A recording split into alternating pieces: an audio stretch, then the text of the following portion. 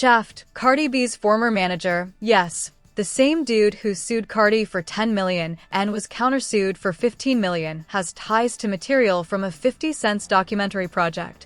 And the internet is currently ablaze with reports that 8 minutes of content were recently leaked. Since 2023, the 50 Cent documentary machine has been operating at full capacity, and everyone associated with him, from former managers to independent videographers, has the potential to be either a source or a burden. In order to comprehend Cardi B's former manager's role in 50 Cent's documentary endeavors, we must first examine how 50 Cent grew to be the most successful documentary producer in hip-hop. Curtis, 50 Cent, Jackson made a statement on December 7, 2023, that would alter the course of hip-hop media. He declared that he was working on a documentary about Sean Combs and that the victims of Combs' alleged sexual misbehavior would benefit from the project's earnings. People's opinions were divided at the time. Some saw it as a deliberate move by a man who had been at odds with Diddy for many years. Some perceived it as someone utilizing their position to give voice to voices that had been silenced. Jackson had been working on the project for 5 months, searching for people close to Combs who were prepared to talk and tell the truth, before he hired Alexandria Stapleton to direct the series. Before a single camera began filming the finished result, Diddy had 5 months of behind-the-scenes talks, outreach, and negotiations with his old associates. This method ultimately produced a documentary named Sean Combs, The Reckoning. On December 2, 2025, Alexandria Stapleton's American documentary miniseries about rapper Sean Diddy Combs' alleged sexual misbehavior was made available on Netflix. Now, this documentary's material wasn't light. Aubrey O'Day from Danny Kane, Kenna Harper from Diddy Dirty Money, and Kirk Burrows, co-founder of Bad Boy Records, were among the musicians and former collaborators of Diddy, who testified on video about claimed abuse, manipulation, and pressure. While some talked about misconduct they saw, others said they were harassed or coerced into compromising positions. Among its most dramatic assertions, the documentary aroused fresh suspicions and witness accounts that connected Diddy to the killings of the infamous B and Tupac Shakur. During the height of the East Coast-West Coast rap feud, one witness even claimed that Diddy informed a packed room that he would pay a lot of money to have Tupac and Suge Knight killed. The documentary also included Dwayne Keefe D. Davis, who is being charged in relation to Tupac's 1996 murder, reiterating his public allegations that he was promised $1 million for the hit that killed Tupac. However, what was unique about this documentary? The film of Diddy himself was what set it apart from previous work on the subject. The documentary began with uncut behind-the-scenes video that Diddy had taken in the days preceding his arrest in 2024. It showed him plainly upset and pacing while speaking on the phone with legal counsel. The video created a mood and increased the scrutiny surrounding his life at the time, painting a picture of a man under siege, far from the glitz usually associated with his public persona. Everything we are going to talk about revolves around that tape, that private pre-arrest footage. It led to the filing of lawsuits, the sending of stop and desist letters, and the national media's focus on freelance videographers. Additionally, the same video pipeline links to the expanding documentary empire of 50 Cent and Cardi B's former manager. Before we get there, though, we must comprehend how this video even found its way to 50 Cent. Diddy hired a videographer to record his life and lawful, and the footage was meant for a personal documentary. A representative for Combs informed CNN that he has been filming himself non-stop for decades in an attempt to document his life for a potential documentary. The representative clarified that the music in the Netflix trailer, which was shot 6 days before Combs' arrest in September 2024, was a component of that documentary. Diddy was using his own cameras. Michael Oberle, his personal documentarian, had spent more than 2 years working on a project that profiled Combs. The content was purportedly released by a third-party freelancer following Diddy's incarceration. Michael Oberle, the main documentarian, was out of town at the time. On November 11th, Oberle told Rolling Stone that the leak had nothing to do with a disagreement over payment. He claims that the unethical transfer of the video to 50 Cent was a betrayal. That's how 50 Cent got access to video that Diddy never wanted the public to see. Some of the most replayed footage in hip-hop documentary history features him in a panic, discussing strategies with his legal team and making pronouncements. A prompt legal reaction followed the release of Sean Salmo's The Reckoning. Just before the doc dropped, Diddy's lawyers submitted a cease and desist letter to Netflix, claiming that the use of confidential pre-indictment footage was unlawful. Netflix aired the doc despite their criticism that it was a horrible hit piece, and 50 Cent made fun of the legal thread on the internet. Diddy's legal team outlined their stance in the cease and desist letter. The Combs team said that Netflix and its CEO, Ted Sarandos, were aware that Combs had been gathering film since he was 19 to tell his own story in his own style. They also claimed that it is illegal and inherently unjust for Netflix to appropriate that work. Additionally, they specifically targeted 50 Cent, labeling him a longtime rival with a personal grudge who has spent too much time disparaging Mr. Combs. Netflix was forceful but cautious in its response. The footage of Combs prior to his indictment and arrest was legally obtained. This is not a hit piece or an act of retribution. Curtis Jackson is an executive producer but does not have creative control, the Netflix statement stated. Alexandria Stapleton, the director, added, "No one was paid to participate."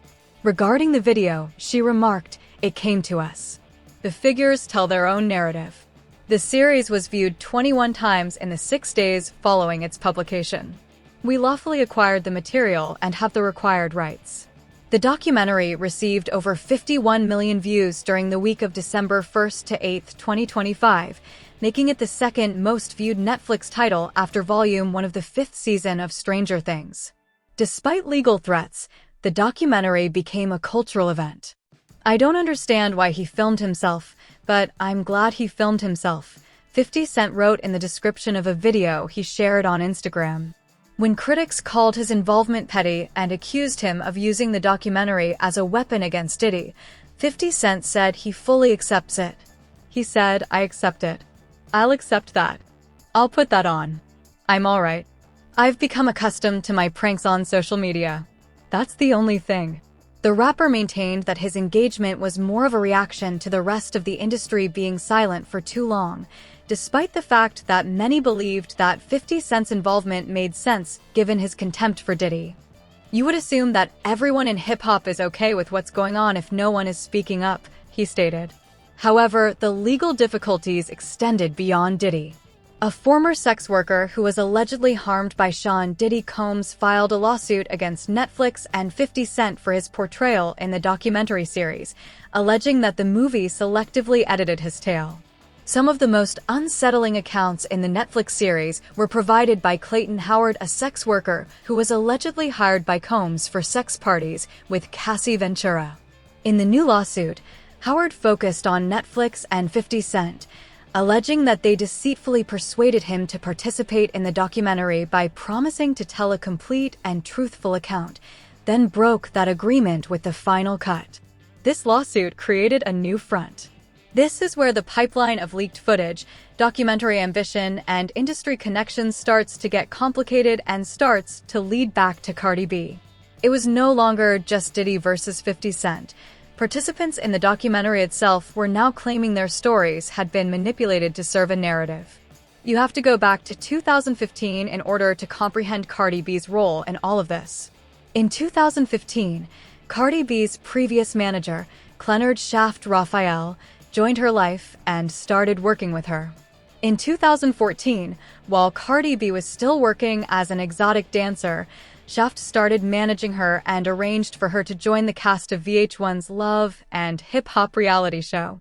According to Shaft's version of events, he was the mastermind behind Cardi B's rise, claiming that he conceived, arranged, and orchestrated Cardi B's rise and propelled her from exotic dancer and social media presence to music icon.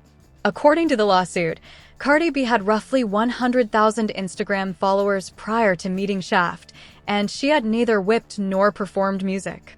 Shaft then hired Cardi B as a party host who traveled the nation with DJ Self, whom Shaft also met, which led to her appearance on Love and Hip Hop. However, their business relationship ended.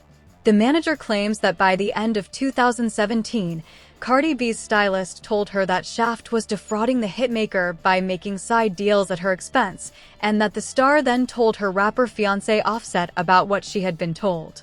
In April 2018, the situation escalated to a courtroom. Raphael and his label KSR and management firm WorldStar Marketing Group were named as plaintiffs in the lawsuit, which was filed by Cardi B's former manager Shaft for at least $10 million, alleging defamation, unjust enrichment, and breach of contract, among other things. Cardi did not take this lightly. She retaliated. In the artist's countersuit, which was filed on July 5th, Cardi B argued that Shaft's initial lawsuit against her new managers stemmed from the dishonest and disloyal behavior of a self-serving and controlling personal manager. She further claimed that trust was violated during their working relationship. The countersuit included some grave accusations. According to the suit, Shaft's avarice increased along with Cardi B's fame.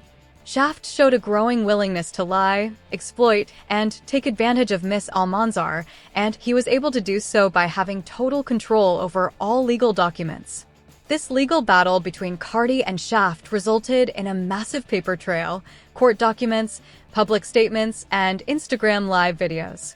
In the deal that Shaft orchestrated with Atlantic Recording Corporation, Shaft inserted his entity KSR to be paid 50% of all of Cardi's record royalties in almost every dollar that Ms. Almanzar earned in the entertainment business additionally. The lawsuit referenced an Instagram live video from March 2018 in which Cardi B stated, "There's a lot of people that I had to cut off. I had to cut off a lot of people, including a lot of friends and management." Cardi B and Shaft's turbulent divorce produced a trail of connections, insider information, and professional ties that would resurface years later. Because Shaft managed one of the biggest acts on the planet and was deeply ingrained in the music industry, he had access to people, information, and footage that most people do not. And it's those connections that allegedly put him in the orbit of 50 Cent's documentary operations. Drew Findling, the attorney who defended Cardi B, is also at the center of 50 Cent's upcoming documentary project. For more than 20 years, Drew Findling has handled legal matters for some of the biggest names in hip-hop, including Gucci Mane, Cardi B, YFN, Lucci, Youngboy Never Broke Again, and others. In 2017, former client Young Dolph dubbed him the billion-dollar lawyer. 50 Cent hasn't slowed down since Sean Combs' The Reckoning. Curtis 50 Cent Jackson began the new year with a true crime series called Gang Wars, his upcoming documentary series with AE. He has proceeded to establish what is turning into a documentary empire. Then comes the project that brings everything together. 50 Cent used social media to release the teaser for his next documentary, which looks to be called Billion Dollar Lawyer. The preview went viral right away, not just because of who is behind it, but also because of who is in it. Lil Baby, Cardi B, Drake, and other prominent artists and industry figures made brief appearances in the trailer, but Atlanta powerhouse lawyer Drew Findling is the main focus. From the outset, the documentary presented itself as an in-depth look at the man responsible for some of the biggest legal disputes in hip-hop. Drew Findling, an Atlanta-based attorney who has represented a wide range of well-known performers, including Gucci Mane, Young Thug, Offset, and Playboy Cardi, is more than just another lawyer. He is one of the most significant legal personalities in entertainment, particularly within hip-hop culture. Here's where it all comes together. Cardi B can be seen in the Billion Dollar Lawyer trailer. Shaft, Cardi B's previous manager, oversaw her while Drew Findling represented her. The tease came through a reel share on 50 Cent's official Instagram page, where the words, "A billion-dollar liar," appeared boldly on screen. 50 Cent suggested the project has already attracted multiple buyers, writing in the caption that a bidding war is underway. Shaft, who had a bitter public breakup with Cardi and fought her through the courts, has intimate knowledge of Cardi's career, including her interactions with attorneys, label executives, and other industry figures. This project is still in development, but 8 minutes of allegedly related footage have leaked online. Industry insiders close to Shaft are said to have had access to behind-the-scenes material from the time when Cardi B was simultaneously managed by Shaft and represented by Finling.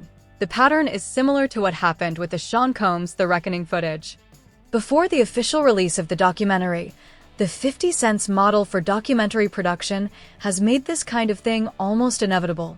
In that case, a third-party freelancer leaked footage while the lead documentarian was away.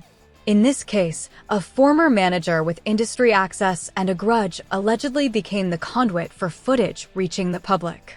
He works at the nexus of media production, industry knowledge, and personal feuds. Since Diddy's lawsuits reappeared in 2024, 50's trolling has intensified, using memes, captions, and now documentaries as weapons. When you do this, people with insider knowledge, like Shaft, become assets. Shaft's alleged involvement in the leak is noteworthy due to his background. He publicly claimed credit for launching Cardi B's career, sued her for $10 million, and was countersued for $15 million, and has been outspoken about what he perceives to be industry disrespect and freezing out. A person in that position with that level of knowledge and resentment doesn't need much incentive to leak footage if the chance arises. According to reports, the 8 minutes of footage that surfaced included behind-the-scenes conversations and interactions involving industry figures discussing legal strategies, label negotiations, and personal disputes. This type of content is similar to the pre-arrest Diddy footage that made Sean Combs' The Reckoning so explosive, and if it ends up in 50 Cent's final documentary product, it could change how people perceive the relationships between artists, their managers, and their lawyers. You must comprehend 50 Cent's playbook in order to see where this is all going. Throughout his career, from his early days in music to his transition into television production, and now documentary filmmaking, he has been clear about the personal nature of his projects, but he maintains that they are also about truth. He told GQ, "This is about the truth coming out. It's bigger than just me and him." The Diddy documentary proved the model works. You take film that was never intended for public consumption, combine it with interviews from former coworkers who are ready to talk on the record, package it with a big streaming platform, and put it into a media landscape that is ravenous for such information. The outcome was 21.8 million views in 6 days and weeks of cultural discourse. As a result, more documentary projects were approved, more footage surfaced, and more leaks occurred. The rapper clarified that if he had been in charge of the series' plot, the tone might have changed to even more controversial territory. When asked if his agenda was evident in the documentary, he said that it wasn't. "If it had been, I would have concentrated on the fact that you are the only man in jail for transporting male sex workers." 50 Cent has stated that there is a lot more footage that did not make it into Sean Combs' The Reckoning. 50 teased that there was a lot of footage that did not make the final 4-episode cut, and he did not hold back on giving an idea of what more could have been shown in the documentary series. "You had to pick and choose things because there are only 4 episodes," he said. 50 Cent warned that the content will make supporters very quiet, implying serious revelations were left on the editing room floor. The unseen footage contains intimate and damaging material, including claims Diddy fathered a child with Sarah Chapman, who also dated Tupac Shakur, and more uncut moments before his 2024 arrest. And that brings us back to the billion-dollar lawyer documentary in the 8-minute leaked if the 50 Cent's model is based on getting footage from former associates, industry contacts, and people with resentment, then Shaft, Cardi B's former manager, fits the description.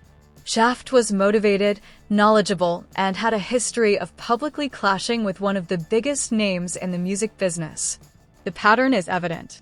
A third-party freelancer leaked material from a billion-dollar legal documentary, just like in the Diddy documentary. In both cases, private. Chats and behind-the-scenes moments that were never meant for public consumption were allegedly leaked by a former manager with industry contacts. In both situations, the material ended up coupled to 50 Cent's documentary apparatus. 50 Cent is not merely creating documentaries, he is creating a system. In both instances, the individuals who leaked the footage had personal motives for wanting it to be made public. It remains to be seen whether Shaft's alleged involvement in this leak will result in legal repercussions. a system where former managers, disgruntled associates, freelance videographers, and anyone else with access to private footage knows there is a buyer. And that buyer has a track record of turning leaked footage into the most watched content on the largest streaming platform in the world. Shaft sued Cardi B for $10 million in April 2018, claiming that she had continuously defamed him and that he had been excluded from assisting her with her expanding career. Cardi B has been involved in enough legal disputes with Shaft to understand how he works. Cardi filed a countersuit, and their legal battle resulted in years of court documents and public remarks. Meanwhile, 50 Cent keeps growing his documentary portfolio. In addition to Sean COMBS, The Reckoning, and Billion Dollar Lawyer, he has also been connected to a documentary about T.I. and Tiny, carrying on the tradition of using documentaries to address industry controversies. The leaked 8 minutes from the Billion Dollar Lawyer project may be a sneak peek at what's to come, if Sean Combs' The Reckoning is any indication. The full documentary will include interviews and footage that will change people's perceptions of the relationships between the biggest. Cardi B's personal life has also been in the news lately. In September 2025, Cardi revealed that she and Stefan Diggs were expecting their first child together, and the baby was born in November. If Shaft is indeed the source of the leak, it adds another chapter to one of hip-hop's most controversial manager-artist breakups. In addition, Cardi B has 3 kids: Blossom, Wave, and Culture. Diggs and her ex-husband Offset, with whom she filed for divorce in 2024, are said to have 5 children with other women. Additionally, 50 Cent hasn't held back while making remarks regarding Cardi's life. Following rumors, 50 Cent made fun of Stefan Diggs. Cardi B and the NFL player split up during Super Bowl 60. 50 Cent tried to mediate the conflict between Cardi B and Nicki Minaj. When Cardi's album, Am I the Drama, was out, their feud rekindled. "I hope the girls stop fighting before things escalate," he posted on Instagram. The connections between these individuals, 50 Cent, Cardi B, Shaft, Drew Finley, Offset, and Quality Control, create a web that has taken years to develop. Every thread in that web is being pulled by 50 Cent's documentary efforts. Whether further footage will leak is not the topic at hand. More footage is virtually guaranteed to come out given 50 Cent's history and the number of people in his inner circle who have access to private content. What will be in the tape? Who will be implicated? And how will it affect everyone's relationships and careers? 50 Cent might cause a viral storm by avoiding traditional networks and going straight to the audience. Just receipts, no network notes or censors. He has used that strategy, and it has been successful. The 8 minutes of the Billion Dollar Lawyer documentary that were leaked are simply the most recent illustration of a tactic that 50 Cent has been honing for years. When the whole documentary is released, it will be larger than the leak, if history is any indication. The video is currently available. What the internet does is what it does. Additionally, Cardi B's former manager is once again at the center of a narrative that transcends any one individual.